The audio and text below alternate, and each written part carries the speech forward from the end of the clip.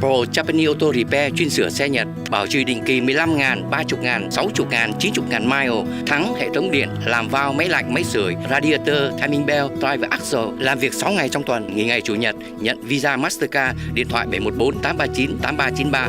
Thắng thì tôi xài Factory Park, Lexus, Toyota, Honda và Nissan.